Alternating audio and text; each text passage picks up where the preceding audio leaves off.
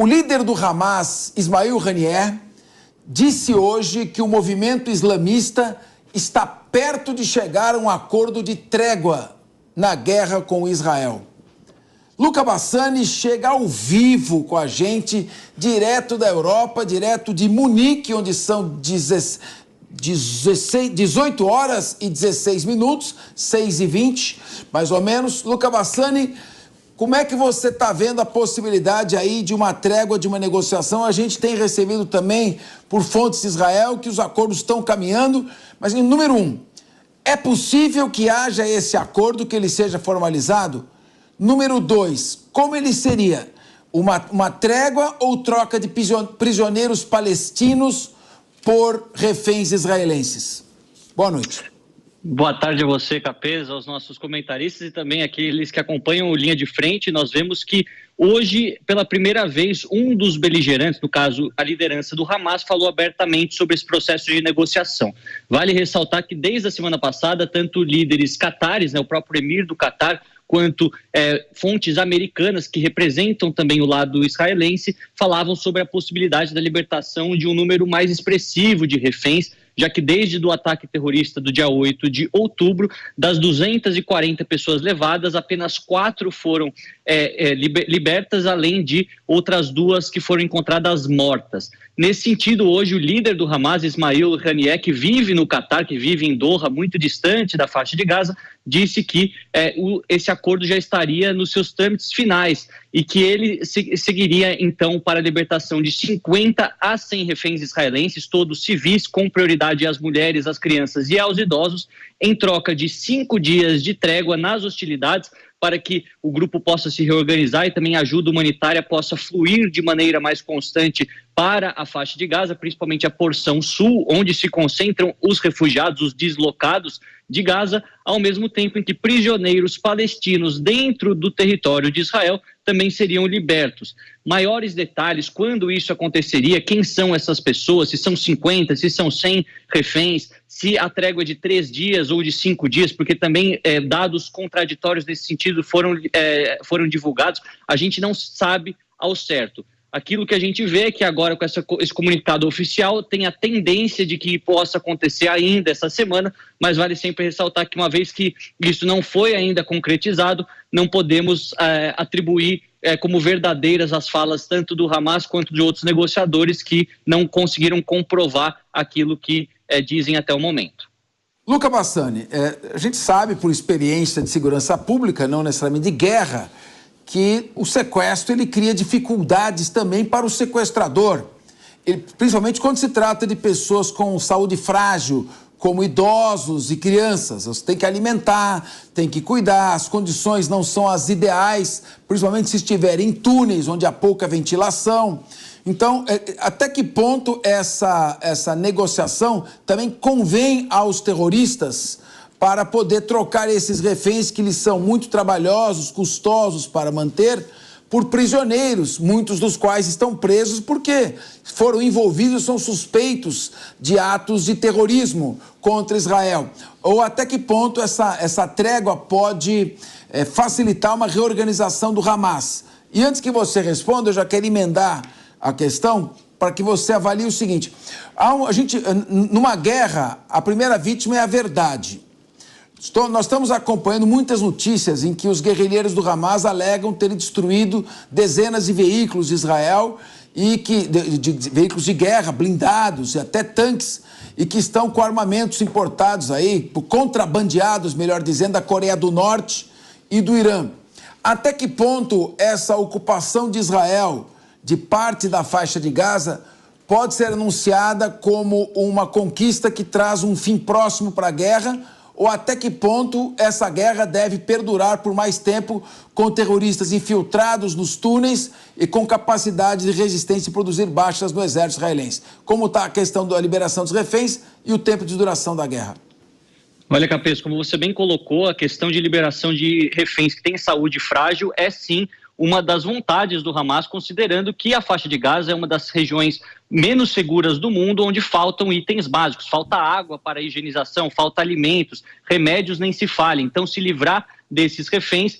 Obviamente tem um ganho político, porque você ganha mais tempo com 5 dias, você também tem, de certa forma, a libertação de alguns reféns palestinos que vão poder ajudar. A gente nem sabe se próprios integrantes do Hamas vão ser libertos nessa negociação, mas é o fato que isso ajuda a causa dos terroristas, ao mesmo tempo em que eles deixaram bem claro que todos os reféns militares continuarão sob a sua custódia. Portanto, não é uma negociação de libertação de militares nesse momento. Vale lembrar que Israel não divulgou ao certo quantos são civis, quantos são militares. Alguns calculam que mais de 95% são civis, por ser uma região no sul de Israel, onde os sequestros se concentraram majoritariamente, uma região onde tem os kibbutzim, né, essas comunidades de muitos judeus, de muitas famílias, mas a gente só vai saber ao certo uma vez que isso aconteça.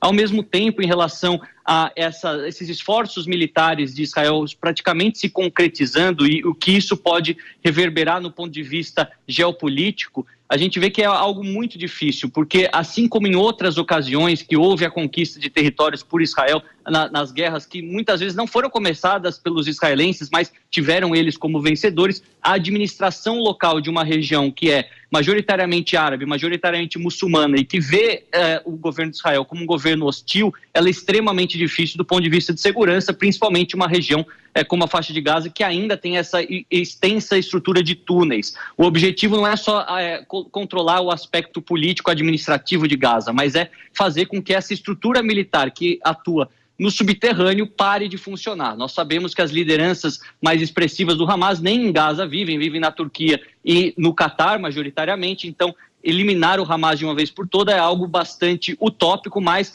acabar com esses braços militares dentro da faixa de Gaza é o objetivo de Israel. Não sabemos a que ponto está essa operação. Já conseguiram destruir grande parte dos túneis, se muitos dos líderes morreram. Afinal, a gente recebe atualização do Ministério da Saúde de Gaza, que de fato é o Hamas, que morreram mais de 13.500 pessoas, mas não se fala ao certo quantos são próprios integrantes do Hamas, terroristas do Hamas, quantos são homens de uma certa idade que poderiam estar nesse perfil de terrorista, né? A gente recebe só o número das crianças, que é muito triste, é um número que chama muita atenção, mas falta essa verificação de dados para a gente saber em que pé está esta operação militar e qual vai ser o próximo passo. Os Estados Unidos é contra uma anexação territorial de Gaza por parte de Israel. Muito se fala sobre Israel administrar segurança, assim como faz em algumas regiões da Cisjordânia, e uma autoridade árabe palestina administrar o aspecto político, econômico.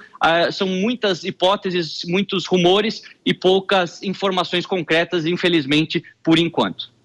Luca Bassani, o coronel Douglas MacGregor, que é herói da Primeira Guerra do Golfo, tem vários livros escritos a respeito de estratégia militar, de guerra, ele fez uma análise um pouco crítica, dizendo que o Antony Blinken saiu completamente desmoralizado do seu giro, da sua visita à região do Oriente Médio, principalmente quando foi esnobado na Turquia. Só faltou o sorveteiro recebê-lo, porque ninguém mais queria conversar com ele. E Antony Blinken é o secretário de defesa dos Estados Unidos. Então, nunca uma autoridade desse patamar, desse nível, esteve tão desmoralizada numa viagem ao exterior. E ele disse, e reforçado pelo presidente Joe Biden, que não aceitará uma ocupação da faixa de Gaza após o término da guerra. E o Netanyahu, o primeiro-ministro Benjamin Netanyahu, simplesmente desconsiderou essa fala, dizendo que Israel vai ocupar sim e vai zelar pela segurança local. Até que ponto isso demonstra a completa desmoralização e a fragilidade dos líderes dos Estados Unidos nesse momento em que os Estados Unidos enfrentam uma guerra de duas frentes, na Ucrânia e no Oriente Médio? Olha, Capês, eu acredito que nós estamos aqui novamente em um exercício de futurologia, se assim posso dizer, porque não sabemos quanto tempo essa guerra vai durar. Todos acreditam que pelo tamanho da faixa de Gaza, pela superioridade militar e bélica do exército de Israel, isso possa acabar até o final deste ano. Mas o que vai se passar depois, ele depende muito de um processo político. O que acontece nos Estados Unidos com a eleição americana, e esse assunto vai ser um dos principais na pauta da política externa, tanto de Joe Biden quanto do ex-presidente Donald Trump, que é o favorito nas pesquisas até o momento, assim como passa por um processo político interno em Israel. Todos os jornais que fazem as pesquisas semanalmente sobre as intenções de voto falam que mais de 70% dos israelenses querem que Benjamin Netanyahu deixe o cargo imediatamente quando a guerra acabar. E essa questão da administração de Gaza, reconstrução de Gaza, como isso vai se dar, ela se ela se passa uma vez que há a finalização de todas as operações militares. Então, muitos consideram que Netanyahu não vai fazer parte desse processo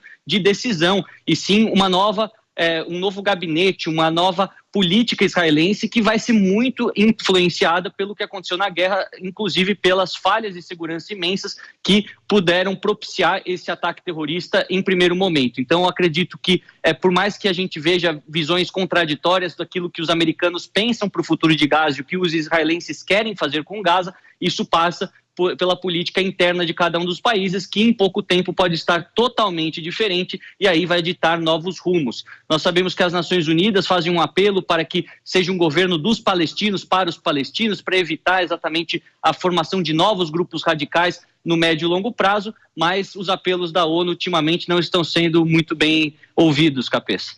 Meu querido Luca Bassani, enquanto eu fazia essas indagações, eu dividi a minha concentração entre a tela e o braço estendido do Wilson Pedroso, insistentemente pedindo a palavra para lhe fazer uma pergunta. O Wilson Pedroso, nosso debatedor, tem uma pergunta a fazer a você. Luca, Biden diminuiu o seu tom bélico porque ele estava com problema de aprovação junto às pessoas e ele tem eleição próxima. A França também mudou seu discurso. Tem um pouco a ver com a imagem junto à população, esse recuo dos países na Europa?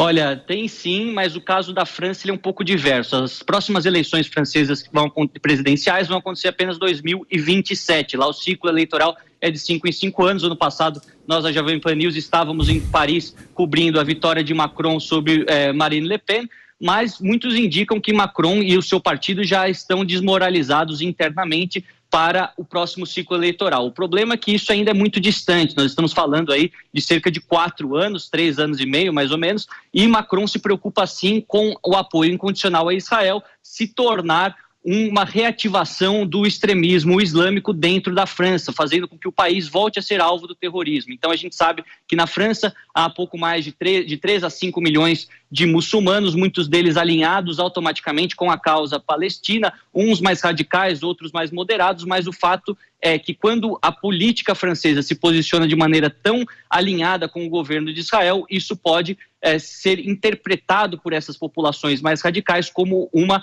provocação, o que faria com que, eventualmente, a França pudesse se tornar palco do extremismo religioso muçulmano, assim como foi no passado com vários ataques terroristas, seja em Nice, seja também aquele que aconteceu em Paris, em locais em múltiplas localidades da capital francesa. Então, acho que a França ela pensa mais na sua questão interna do que na questão eleitoral. Até é um passo que seguem outros países europeus, exemplo do Reino Unido, da Bélgica, a própria Alemanha, porque tem medo de que isso possa se voltar contra as próprias populações locais com atentados terroristas.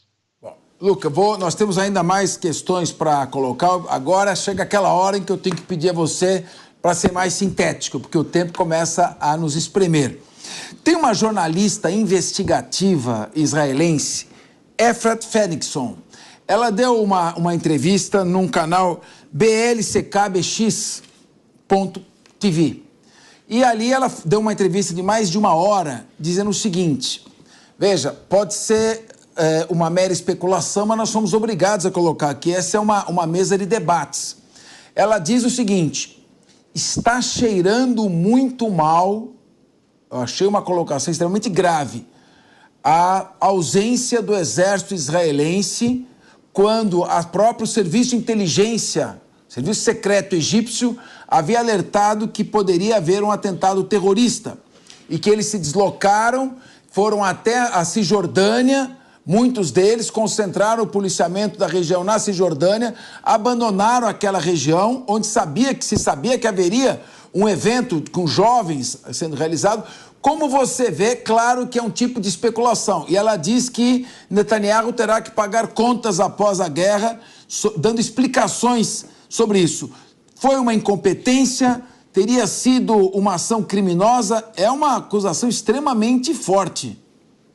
É uma acusação muito forte, sim, Capês, e a gente vê que, nesse sentido, os israelenses estão dizendo que todas as investigações relacionadas às falhas de segurança, seja da Shin Bet, que está mais relacionada a assuntos internos relacionados aos territórios palestinos, seja até mesmo da Mossad, ou até do Ministério das Relações Exteriores, que algumas vezes recebe também denúncias de países um pouco mais moderados da região, isso será discutido a posteriori, uma vez que a guerra acabe. Mas os indícios são fortes em que há uma falha de segurança. A gente não sabe se essa falha foi intencional por alguns membros que eventualmente causaram esse problema ou se ela simplesmente foi uma falha que passou despercebido pelas preocupações até mesmo das forças policiais israelenses com as questões internas do país, que passava por um momento de instabilidade política, com muitos protestos pela mudança no poder judiciário que Benjamin Netanyahu encabeçava. Então, acredito que isso possa ser uma declaração forte, possa conter indícios fortes, mas é muito difícil para a gente vir aqui afirmar categoricamente, porque, por enquanto, uma investigação nesse sentido não foi divulgada à imprensa, até para não atrapalhar